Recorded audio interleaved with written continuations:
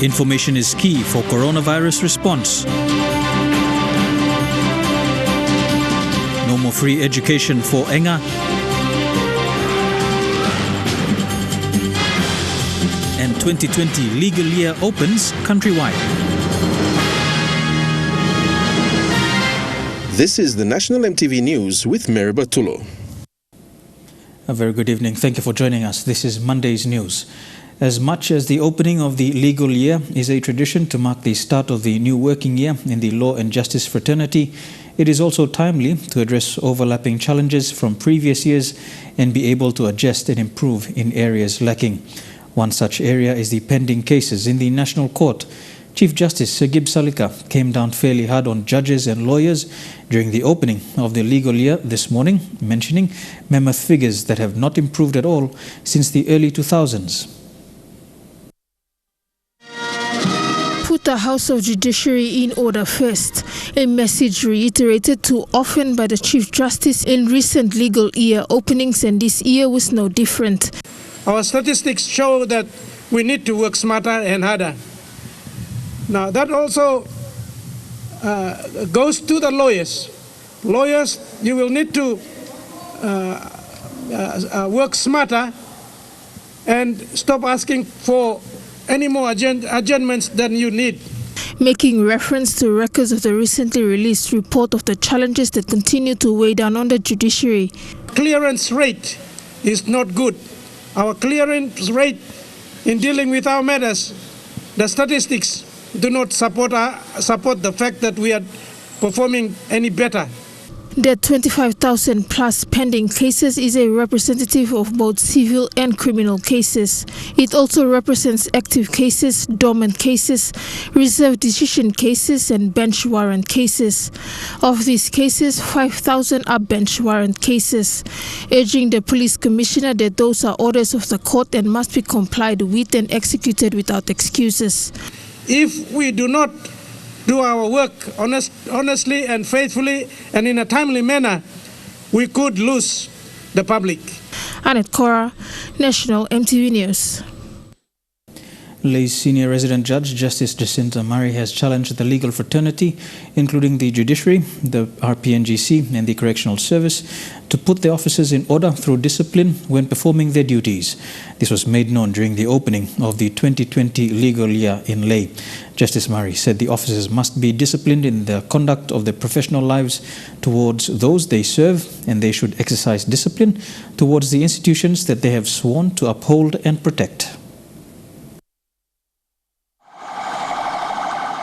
The police officers of the Lay Metropolitan Command were at ease in a parade, whilst legal officers, including the judiciary of Lay National Court and the officers of the correctional services, assembled in front of the Christian Revival Crusade at 2 Mile in Lay for the commissioning of the 2020 legal year. The ceremony began with a speech by Lay's resident judge, Jacinta Murray, who welcomed the legal fraternity and other line agencies of Morbe Province who were tasked with the role of upholding the rule of law. Justice Murray said the judiciary, legal officers, PNG Royal Constabulary and the correctional services are considered to be inseparable bases for upholding the law. The challenge is now upon us as institutions and as individuals. We must take responsibility for putting our house in order. This must be achieved through discipline. With this year's theme, Putting Our House in Order First Through Discipline, Justice Murray also emphasized that discipline as a vital tool to put the officers in order should not be taken lightly. She asked the legal officers to use discipline freely when performing their duties and for self-evaluation. Am I doing my job honestly? We should be asking ourselves, do I put an honest day's work? Have I received bribes? Am I being fair in my consideration of the issues before me? Those are bad examples of which the community at large is inclined to perceive us.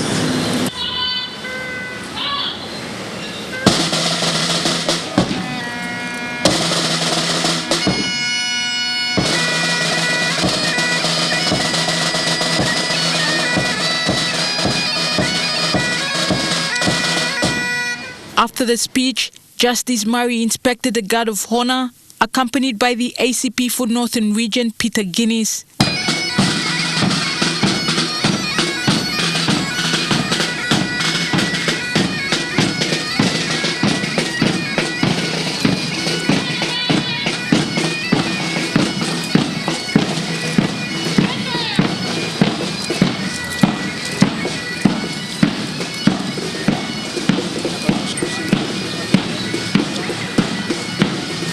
All the legal officers marched into the church that followed with a service before the commissioning of the 2020 legal year for Morbe Province. Julie Badui, Owa, National MTV News, Ley. In Western Highlands Province, Mount Hagen officially opened the 2020 legal year as well today. Senior Resident Judge Justice Kenneth Frank officiated the ceremony, encouraging the legal fraternity, disciplinary forces and the judiciary to have discipline in their duties. The theme for 2020, putting the house in order through discipline. Vasinatayama reports. The legal year opening procession began with a walk from the Hagen Drive to the Mount Hagen United Church for the official dedication ceremony.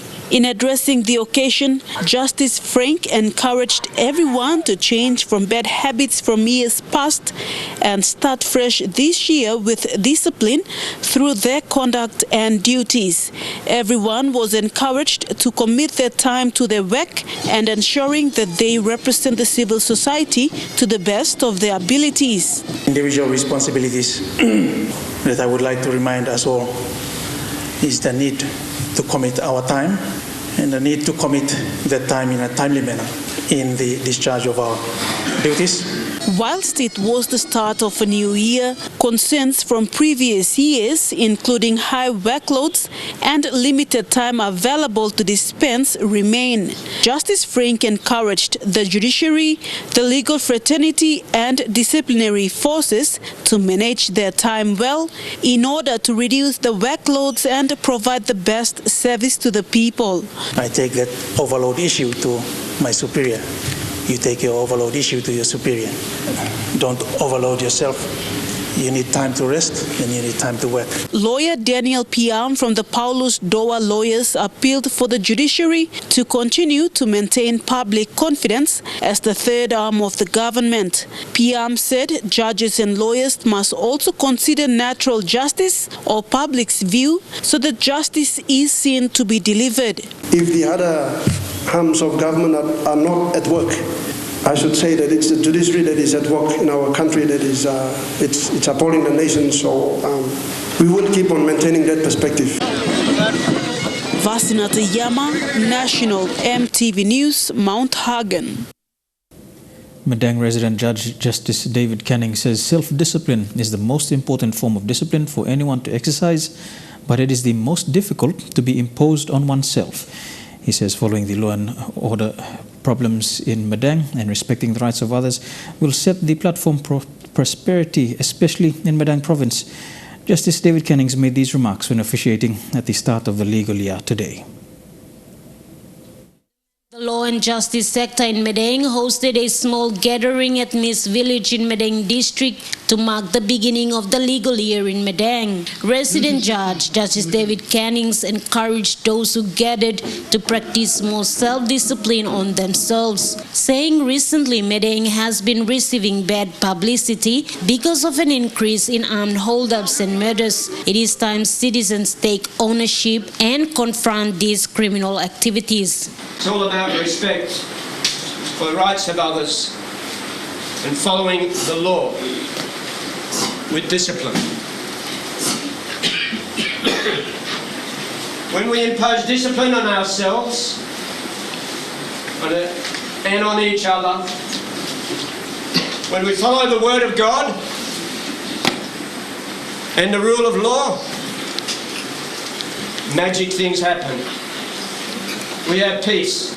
Canning says citizens taking the law into their own hands will bring out more violence than peace in the communities.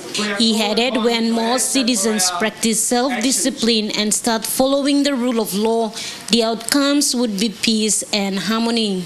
saying it is time Medang citizens start confronting criminals and encourage them to stay away from harming fellow citizens in order to make Medang a better place to live.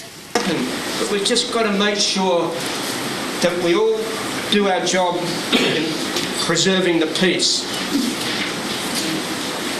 And we know people who are criminals. We all know people who are criminals. We suspect who are criminals. Let's make it our business to educate them on the harm that they are doing. Mathalubi's National EMTV News, Medang. This is Monday's news. We'll have more when we return.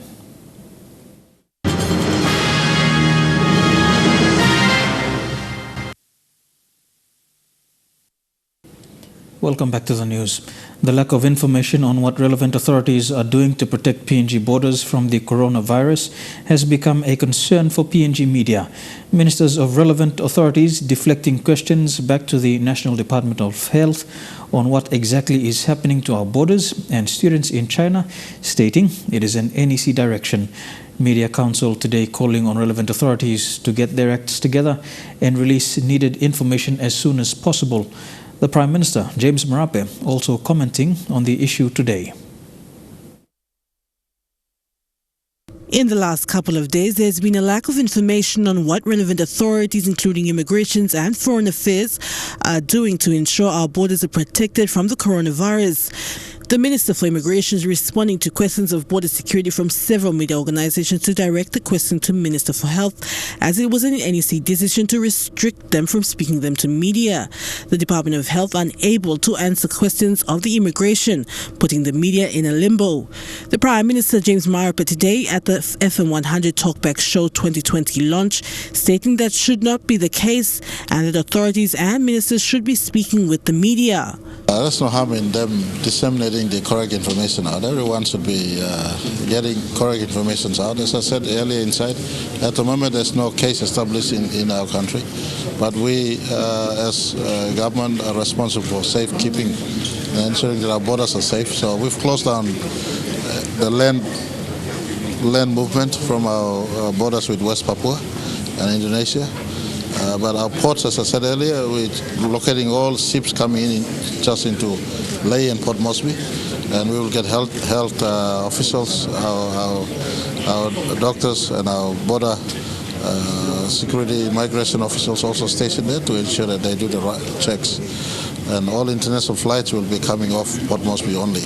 So these are control mechanisms we put in place to ensure that if we ever detect a suspect case, that they're grounded in those 3 areas. EMTV also receiving information that students from China have been arriving in PNG and have not been quarantined. The Prime Minister stating that these passengers' arrivals have already met stringent quarantine requirements in other countries before arriving in Port Moresby. We look into this one. The concern is not only a PNG concern. Those who are dispatching those flights in Hong Kong, for instance. Our flights coming from Hong Kong and Singapore.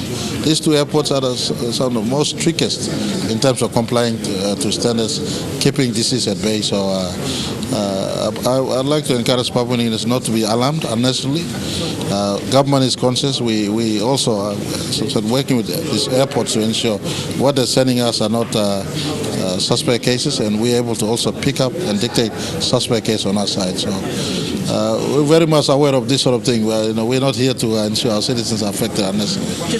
Wuhan PNG Student Association Christian Takarap, who is awaiting evacuation, says 3 students from Wuhan had managed to leave before the city was locked down. I don't know how this girl get out of Wuhan, how they got out, but it's hard to understand how they got out. Maybe they got some contact with some friends within other parts of the province, so they were access to move out. For the 21 students still stranded in Wuhan, Australia was unable to airlift them out, but they have been assured from the PNG embassy in Beijing that New Zealand will be assisting them. We got confirmation from the embassy that the Australian government will airlift us. But, however, it was shocking yesterday that Australian government has now turned down the offer. And New Zealand government is stepping in now to airlift us from here. Date and time not confirmed, but confirmation from the embassy, New Zealand embassy, to PNG embassy here in Beijing. It is confirmed that New Zealand government is airlifting us now. Meanwhile, 12 students are stranded at the Shanghai International Terminal after flights out of China to Manila had stopped. The 12 are unable to return to their respective universities due to measures set in place by the universities. The flights they were about to board flights from Shanghai to Manila because other ports they are open. Apart from Wuhan, we are in the lockdown, so they use other ports that they can access to fly out from those ports. So could be they wanted to fly out, and maybe they landed Manila banned flights going through. So that's where they were stranded there. Okay. The opposition leader also commenting on the issue for the government to get their act together and protect their borders before the virus takes its toll on our vulnerable health system. They have not had any clear statement by Prime Minister, by Health Minister, by Foreign Affairs Minister and the Minister for Border Security, Immigrations and Border Security. All I see is a note saying that the borders are closed. Then the next day said, no, these borders are open. We are coming up with some monitoring at the Jackson's International Airport. You change overnight, within 24 hours. You are very inconsistent with your decision. We need a government that makes decisions. EMTV News has contacted the Foreign Affairs Department on the students in Wuhan and Shanghai, but have yet to receive a comment. Meanwhile, Immigration is yet to confirm border security concerns on flight bringing passengers from China. There are, as of yet, no confirmed cases of coronavirus in PNG. Adelaide Sirokskari, National, EMTV News. The coronavirus crisis is deepening, hitting more Kiwi companies in the pockets, and the Chinese ambassador in New Zealand warning New Zealand's travel ban could spark ramifications. The ban on foreign travellers coming from China kicked in today as the death toll climbs to more than 360. There are now more than 17,000 confirmed cases in 27 countries, but so far New Zealand remains virus-free. Calls itself the gateway to New Zealand. Today that gate was shut for the first time to all Chinese nationals and foreign nationals transiting through China. Customs manually processing every international passenger arriving here. People should just be prepared to be patient while we're doing a very important job to protect New Zealand. But delays were kept to a minimum. It was really easy, to be honest. It was faster than what we expected. We just went to the custom and we went almost straight through. So far, Customs hasn't had to turn around any passengers. The most important part of this border measure is actually the pre-screening that happens at the China end. While health officials are testing less than 10 people here for the virus, there remain no suspected cases. But fast-moving developments overseas led to advice for the ban. The number of cases was increasing, as was the number of countries reporting a case. And we were also seeing person-to-person transmission. The ban drawing criticism from the Chinese ambassador. Of course, the simplest way is to stop everything, but I think we live in a globalized world. The World Health Organization supports measures to limit the spread of the virus, but doesn't back wholesale travel restrictions. Wu Ji suggesting the move will affect our trade and tourism, but hinting at something deeper. These will have a ramification on people's sentiment. This we see as being short-term and, of course, temporary. We'll be reviewing every 48 hours. In Wuhan, the virus epicenter, this 1,000-bed hospital built in just 10 days is set to open its doors. But some reports suggest China's underreporting the extent of the virus. Unverified images inside this hospital show a man mourning the death of his father, while outside 8 body bags are counted. And here, a patient films another dead body. One US visitor to Wuhan suggests her sick relatives can't even get into hospital. The hospital staff just told them that they could not perform the tests. I think it's because of a capacity issue. Meanwhile, this Defence Force facility in Whangaparaoa, north of Auckland, is being prepared as a quarantine centre for the dozens of New Zealanders still stranded in Wuhan. To other news now, and 2 men are reported dead and 6 others have been seriously wounded following what has been described as an ambush in Komomagarima district in Hela province. The Tari General Hospital is yet to establish the cause of death. However, locals claim it was from gunshot wounds. Of those injured, 4 are PNGDF personnel who are recovering from spear wounds, jaw, ribs and spinal cord injuries. The ambush comes after a team of PNGDF soldiers, upon the request of police, were called in to assist in retrieving a vehicle that was reported stolen. After retrieving the vehicle and on their way out of the Keme village, soldiers were ambushed when locals attacked them with homemade guns and spears. A village elder told MTV News the reported vehicle was not actually stolen, but taken by a man who had claimed his vehicle was carjacked a few months ago in Mendi by relatives of a manager at Ipwen's construction company. To equip and resource our defense and police better. If these sort of places where people are fighting fire with fire, the police commissioner has indicated they will step up to fight fire with fire, so to speak. So we'll be tough in these places like Hela and Southern Highlands and Enga province, where people are still having guns in society and continue to cause ravage and lawlessness. Our government will not be easy on those who want to fight with police. As I gave assurance to policemen and policewomen, we will ensure their life.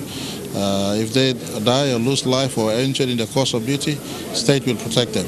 The state will give every opportunity to protect our policemen to defend our society from lawlessness. And if that incident in Magarima has happened, then I offer my sympathies to those injured policemen and Defence Force, as you said. If they're in Tari Hospital, we will try to get them out of hospital into Port Moresby. Parents and the community gathered outside Kila Kila Secondary School gates in protest this morning. Their demand is to have the school principal, Herman Panai, removed. MTV News spoke to both parties and neither one wants to back out on their stance. Kila Kila Secondary School opened for registration this morning.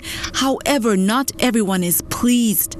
Unhappy parents and others in the community did a peaceful protest in front of the school gates. Their demand: remove the principal. Man meri ol golong school ol kam sim sabelo here na ol se produce mol good la ola sabeline. La manta solem ronim no got change Mr. Panai. Ronim there's a school now, there's a school run down. Mogre something wo barap. Am la seni semi come up. Busi karma pindo sa place. All kata something you name him em by stop lo school em no got now. No, now look him all inside on school. You look him. School him one him, but inside he got problems. Water problems, kind problems him stop inside the school. Learning problems him stop inside the school, bro. Mr. Herman Panai has been principal of Kila Kila Secondary for the last 13 years. When MTV News spoke to him, he said those protesting are the minority group who are pursuing their own agenda. They follow the right channel. They follow the right channel. All right, what I told them this morning is if they want to lay their complaint and whatever, they have the right to do that, but do that properly. All right, do that properly. Not to come up with illegal assembly and all that. But parents in the community aired their concerns, saying they have seen nothing good being done in the school in the last 13 years. 13 years, Amino producing some best quality smarting go out long like university. Now Emba make him 2020, but make him 14 years plan now. So me no like him. This like principal must stop here. Now bar him future blow smarting. Concern me want to get Kila back on behalf of all the students. Mama, his investigation must take place for this operation. A petition and letter have already been submitted to the Education Ministry. However, Mr. Panay is unmoved by their protest and said classes will resume normally. Here is people are trying to pursue their own interest, all right, which I think that if they want to do that, they seek or they go through the right channel. We cannot jeopardize the education of the students that are already here. We have started smoothly. However, parents and the community want him removed.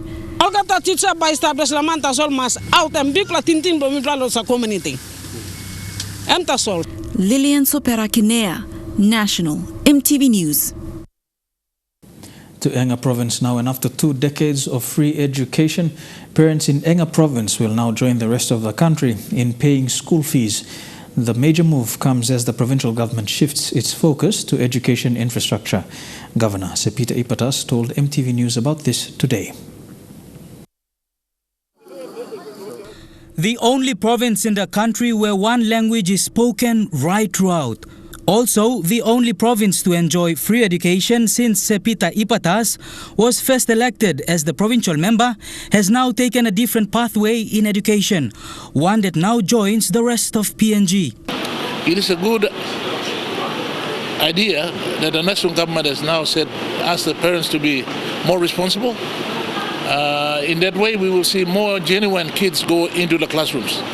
As a province, we've said we won't be paying for any more school fees this year because we are concentrating on building the education institutions in the province. Sepita Ipatas is renowned as the father of free education after his contribution in at least 25 years. The shift in policy at the provincial level, according to Sepita, is to cater for education infrastructure and the creation of institutions in Enga. The open members through the DDAs can take ownership of this arrangement. It's up to the districts how they want to do it, whether they want to take the total 50% or they want to do another arrangement where it's 30%.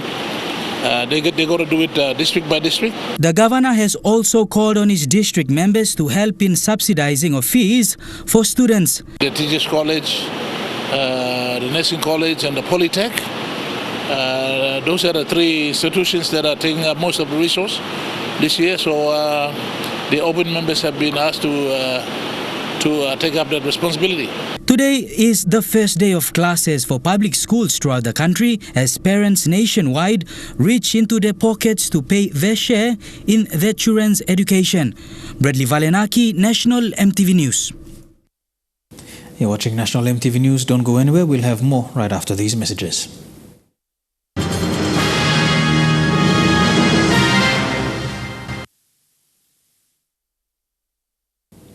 Welcome back to the news.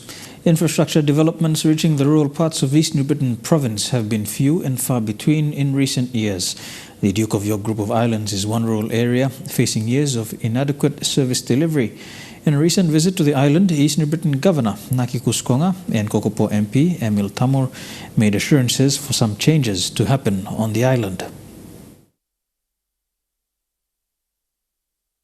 Duke of York Islands comprises one of the 4 local level governments of Kokopo district, and it is remote.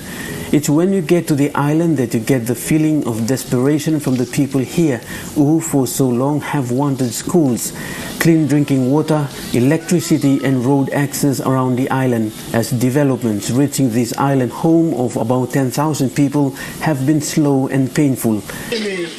In a recent visit to the island by the East New Britain Governor Naki Kuskonga and the Kokopo MP Emil Tamur have brought some sense of relief to the people here. A 10-kilometer ring road was launched, connecting various villages on the island with the local level government headquarters, and 2 new classrooms in 2 wards were opened to cater to the children who used to paddle on canoes to attend schools on the other parts of the island every day. I also thank the Kokopo District Administration, and especially political head Blongol, Walikam na luksabe long need believable because all story by Miharim, ibin tokolo sem all mangi believable or sabi riskim blay Blongol or pedal go down, lo plain elementary school long hab. The island is where Reverend George Brown, the first Methodist missionary, arrived, but many elders on the island say their island home is still the least developed compared to other parts of the province. You mean sa walking walk nating na toko sem tumora tasol nogat Emol work is a come and in it lo plan. You miss a be animal plan lo provincial government. Over the years, the livelihoods of the people here have been affected greatly, as the only means of getting into Kokopo town in search of better services is by boat. Freight costs and unpredictable weather patterns have made their lives a daily struggle. But the new East Nubitan provincial government, headed by Nakikus Konga, hopes to deliver the much-needed services eventually. For the first time in almost 10 years, there are some hints of political will to change the life of the people on the island. Although it may not be soon, the new classrooms and the road that were recently launched have regained the people's confidence in the provincial government. Edwin Fidelis, National EMTV News, Kokopo. Maprik District's rural economy is expected to grow at a fast rate in the years 2021 and 2022. This was made possible through the district's investment in the agriculture sector. Maprik DDA CEO Joshua Himina made this announcement when presenting the district's 2019 acquittals recently. The CEO has also challenged the government to invest fully in agriculture. When presenting the district's acquittals, DDA CEO Joshua Himina spoke strongly on infrastructure development and agriculture. He said the district's economy is expected to grow due to development in road infrastructure, allowing farmers to have access to markets. On the range, we have huge volume of cocoa production and coffee and vanilla up in the mountains, but they are not accessible to market. So we are now putting a new road. As we are speaking, now Dosan start Lakati Nubla. So we are expecting volume of cocoa to come out and vanilla to come out, and we are expecting that rural economy to grow by 2021 and 2022. Over the years, more funds have been expended on road infrastructure. However, not much has been done to the roads, and that is due to the remoteness of most rural villages. But with more funds being spent on site supervision and monitoring, more feeder roads were developed, which saw the growth in the economy. Infrastructure funding we spent on site supervision, monitoring and compliance. With previous projects, when we didn't have site supervision and compliance, we found that projects were not delivered value for money. And so now, when we improve last year, maybe look at big improvement on the site of the road too. According to the CEO, the economic zone concept, which was introduced in the district, has also proven to be a success. With the economic zone concept, people can now have access to basic services as well as markets. In terms of agriculture extension services, we can now go into an economic zone. An economic zone contains about 4 wards, so we can cover, in a week, we can cover all the entire district through the 23 economic zones, rather than trying to go to all the 71 wards. It's just not feasible. But the growth in the district's economy is entirely based on the district's investment in the agriculture sector. The CEO said with their investment in agriculture, they have seen interesting results. According to Himina, vanilla can generate over 6.8 billion kina, which is a third of the national budget. He said the agriculture sector is enough to fund the entire national budget. This is the kind of message we are now trying to bring to the national government. Focus on agriculture and no can pilai. Invest heavily in agriculture, starting with road access. And our farmers must have access to markets and extension services. Rayon Lakingu, National EMTV News. This is Monday's news. We go for another break. When we come back, some sporting updates in Trukai Sports.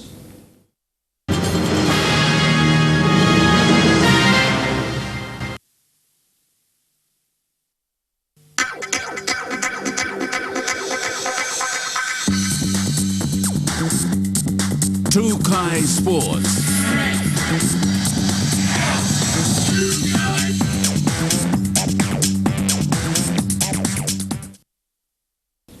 Welcome to Trukai Sports. We begin with football, and a late goal during injury time to Jacob Sabua denied Ley City FC a draw. Instead, they came out winners 3-2 over Bougainville FC. Bougainville took the lead 1-0 into half-time, but Ley City's experience prevailed, with Raymond Gunemba scoring 2 goals and Jacob Sabua 1 to clinch a come-from-behind victory.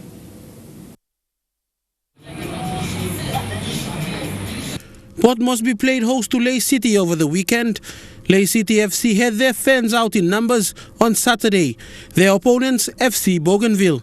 For Ley City supporters in Port Moresby, it was a first glimpse of the two Ecuadorian imports in the team. But things did not start out well for Ley City, with the team slow to react at times, allowing Bougainville to take the ball away from them. Bougainville had things flowing smoothly for them in the first half, but were unable to capitalize with a goal. Ley City's Nigel Dabinyaba worked the right flank, hoping to find a good cross, but it wasn't working well. Bougainville were also on to striker Raymond Gunemba. The two Ecuadorians, Abdiel Segur and Gaston Vergara, didn't look complacent, as it was clear there was a communication problem between them and their teammates. Bougainville managed to string together some good passes before David Mosim took a clear shot at goal. He was awarded a yellow card as well for his post-goal celebration. Ley City had a few shots at goal, but they were all off target. Bougainville clinging on to the 1-0 lead into half-time. Ley City finally turned things around in the second half, with the team now creating opportunities and showing their flair. A corner kick gifted Gunemba with Ley's first goal. With the scores tied at 1 apiece, Ley City kept the pressure on until a penalty kick finally emerged, and a beauty it was for Raymond Gunemba.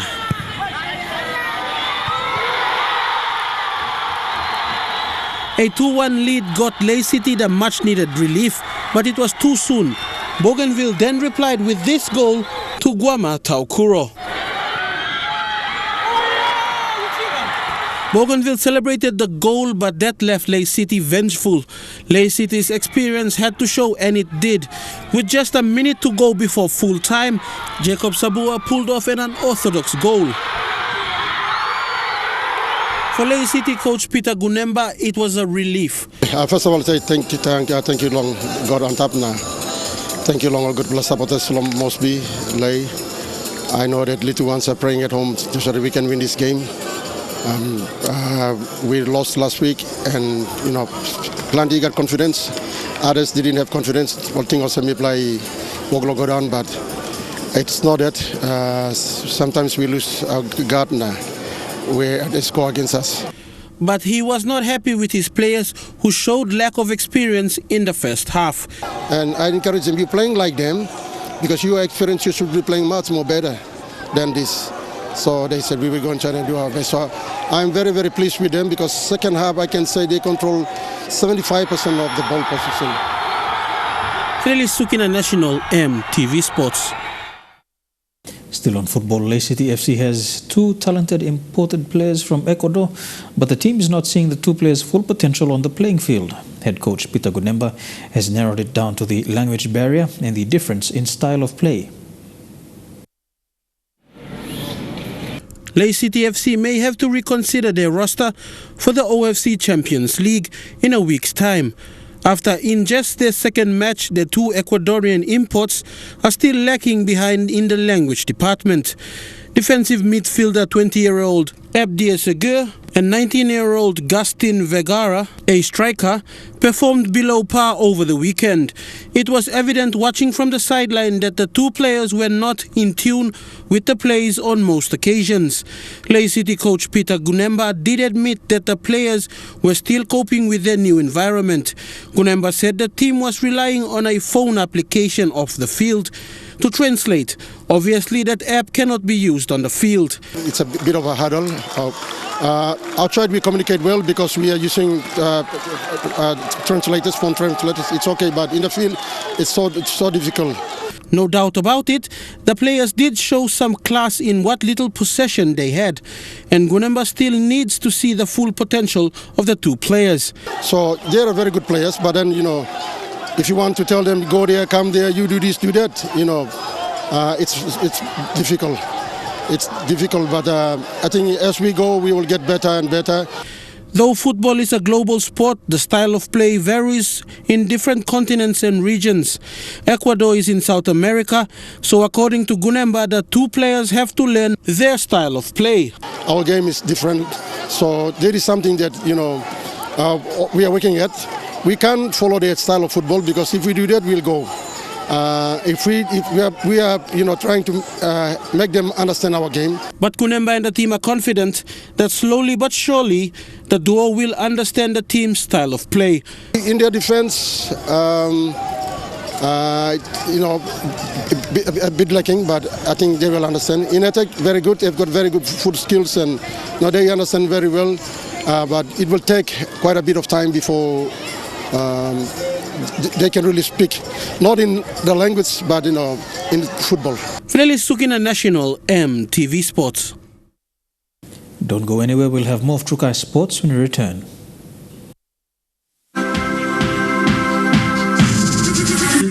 Trukai Sports. Welcome back to Trukai Sports. To Rugby League now, and the Coca-Cola Ipatas Cup will be heading into its finals at the end of this month. Winning teams from different conferences will now compete in the second leg of the tournament, which begins on the 14th of February. The Coca-Cola Ipatas Cup has been running for the past 18 years.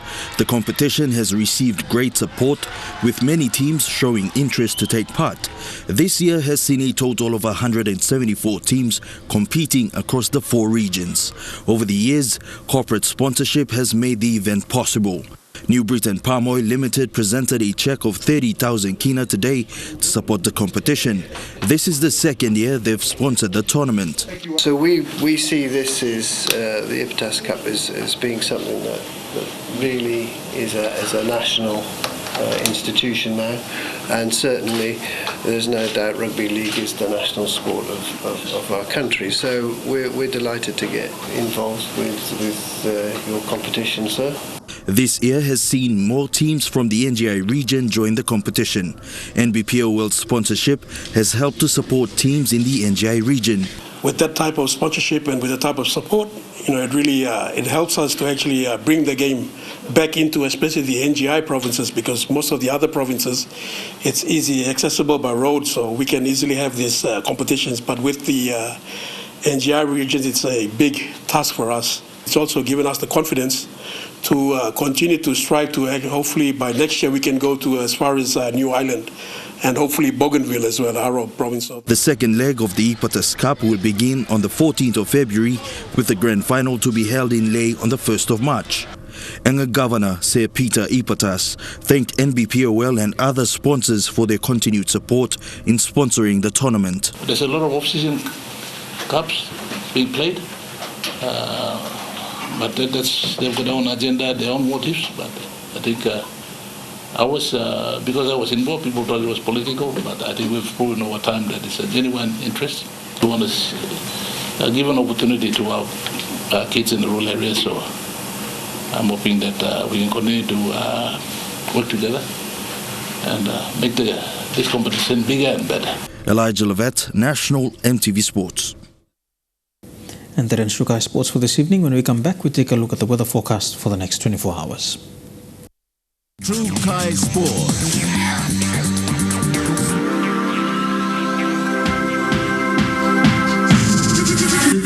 Trukai Sports.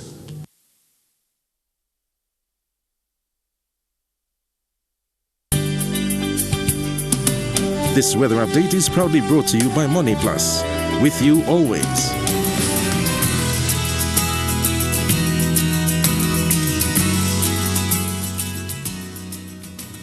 A quick look at the weather forecast for the next 24 hours. In the southern region, cloudy weather and some showers are expected in Port Moresby and Alotau, partly cloudy in Kerama and Popondetta, cloudy weather and some thunderstorms expected in Daru.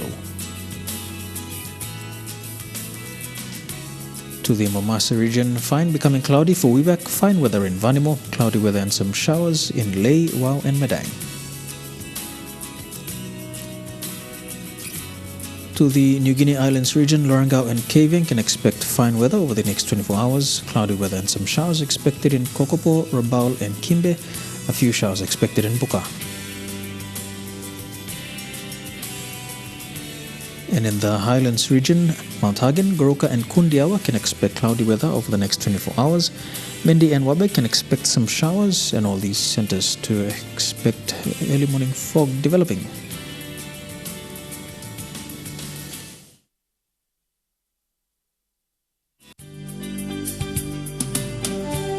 The weather update was proudly brought to you by Money Plus. With you always. And that's the news, sport and weather for today, Monday the 3rd of February 2020. On behalf of the entire MTV News team right around the country, pleasant viewing. Good night.